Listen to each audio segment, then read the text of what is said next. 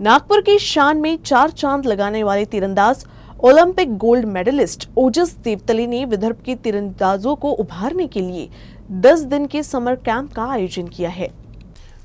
मी आता ओजस foundation through एक camp organise झालेला आहे.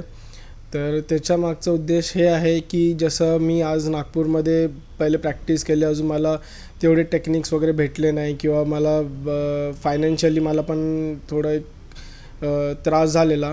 तर असं कोणाला होऊ नये म्हणून एक ओजस फाउंडेशन म्हणून आपण चालू केलेलं आहे. अजून त्याच्या माध्यमातून कॅम्प चालू केला की जिकडे सगळे प्लेयर्स येऊन जेवढे पण तुम्ही येत आहे प्लेयर्स कॅम्पसाठी, तर तिकडे येऊन राहा. 10 दिवस तिकडे तुम्ही ट्रेन करा. अजून ट्रेनिंग करता करता तुम्हाला मोठे मोठे international players, Padma Shri awardee, Arjuna awardee, Olympians हे सगळेजण तिकडे येणार, तुमच्यासोबत प्रॅक्टिस करणार. अजून त्यांच्यासोबत तुम्ही इंटरॅक्ट करू शकता तुमच्या फ्युचरबद्दल किंवा तुमच्या टेक्निक्सबद्दल, तुम्हाला कसं काय काय करायचं अजून ते तुम्हाला गाईड करतील. तर अशा पद्धतीने आपण नागपूरला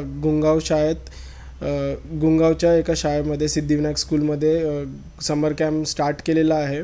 अजून तिकडे 28 एप्रिल ते 7 मेला कॅम्प राहणार आहे.